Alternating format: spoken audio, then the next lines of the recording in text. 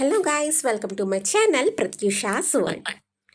So morning నేనైతే ఇలా Windows మొత్తం కంప్లీట్గా ఇంట్లో ఉన్న విండోస్ అన్నీ కూడా ఇలా ఓపెన్ చేసేస్తాను. సో దట్ ఫ్రెష్ ఎయిర్ అనేది ఉంటుంది అండ్ ఇంట్లో ఒక కైండ్ ఆఫ్ పాజిటివిటీ ఉంటుంది గాయ్స్. మనం విండోస్ ఎక్కువ ఓపెన్ ఉంచితే మీరు అబ్జర్వ్ చేయండి, ఎక్కువ క్లోజ్డ్ ఉన్న హౌస్లో కంటే కూడా కంప్లీట్గా ఓపెన్ అండ్ వెంటిలేషన్ ఎక్కువ ఉన్న ఇంట్లో అయితే మనకి పాజిటివ్గా అనిపిస్తుంది. అండ్ మన వ్లాగ్స్ మీరు కంప్లీట్గా చూస్తున్నట్లయితే లాస్ట్ వ్లాగ్లో నేను మల్టీగ్రెయిన్ దోశ బ్యాటర్ అయితే వేశాను కదా. సో అది ఈరోజు నేను దోశ వేస్తున్నాను, లైక్ రాగులు జొన్నలు అన్నీ యూజ్ చేసి.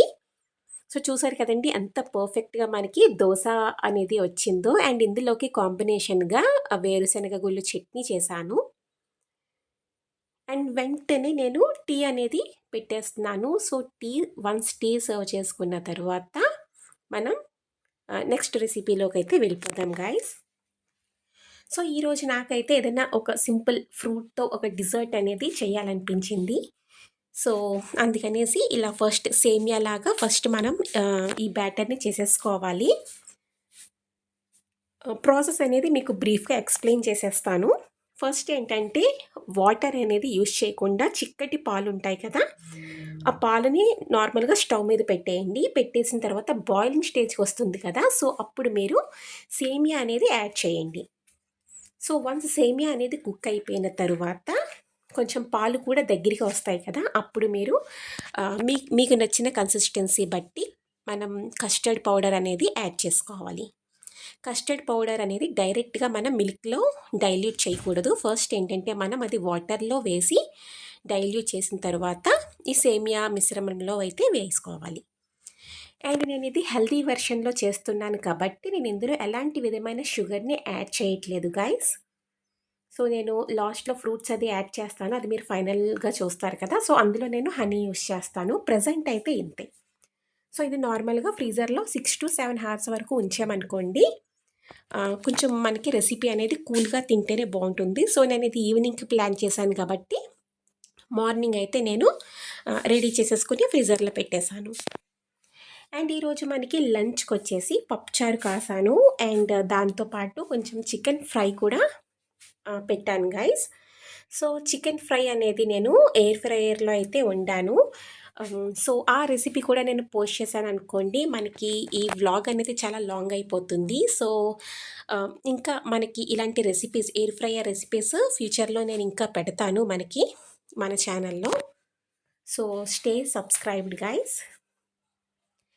అండ్ వన్స్ ఇంత వంట అయిపోయిన తరువాత మనకి కిచెన్ కానీ యూటిలిటీ ఏరియా కానీ ఎంత మెస్సీగా ఉంటుంది కదా. సో ఇదంతా కూడా క్లీనింగ్కి రెడీ అయిపోయాను.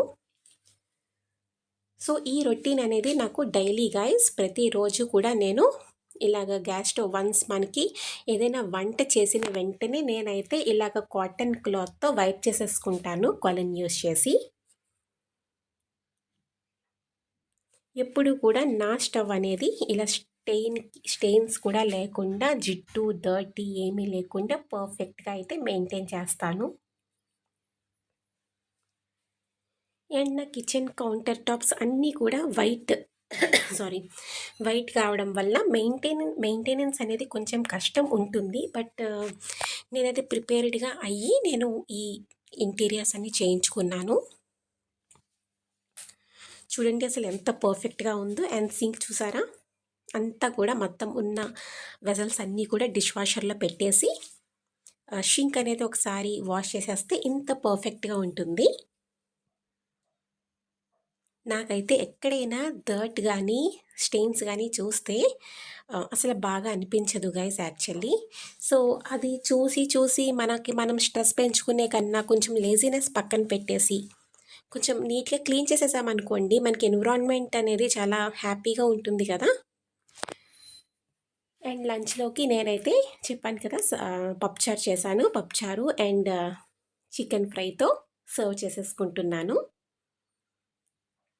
ఎయిర్ ఫ్రైయర్ అయితే కనుక చాలా బాగుంది గైస్. అన్ని కైండ్స్ ఆఫ్ రెసిపీస్ మనం చేయలేము, బట్ కొన్ని సెలెక్టెడ్ ఉంటాయి, వాటికి మాత్రం చాలా పర్ఫెక్ట్ అని చెప్పచ్చు.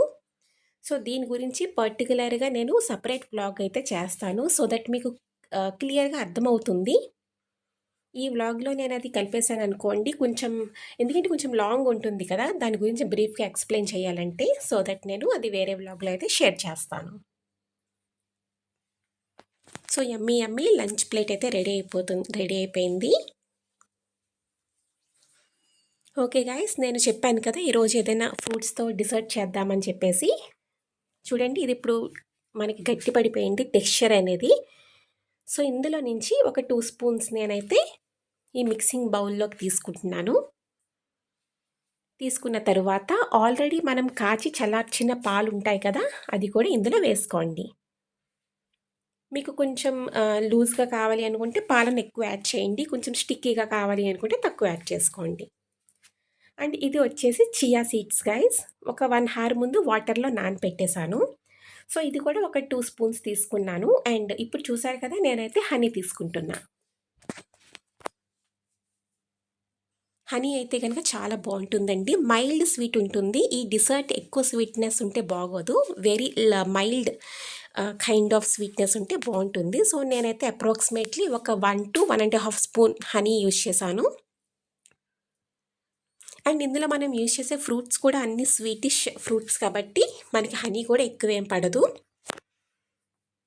ఇప్పుడు ఇందులో మనం పపాయ పీసెస్ బాగా ముగ్గినవైతే చాలా బావుంటాయి గైస్.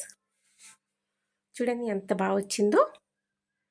సో ఇప్పుడు ఇందులో నేను కొంచెం పపాయ ఇంకా బనానాస్ కూడా వేసేసుకుంటున్నాను.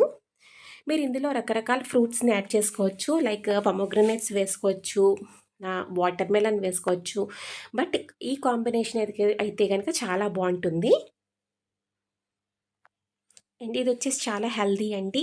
పిల్లలకి సపరేట్గా ఫ్రూట్స్ ఇస్తే తినరు. ఇలా ఒక్కొక్కసారి మనం కొంచెం డిఫరెంట్గా చేసి పెట్టామనుకోండి, వాళ్ళకి కొంచెం డిఫరెంట్గా అనిపించి తింటారు.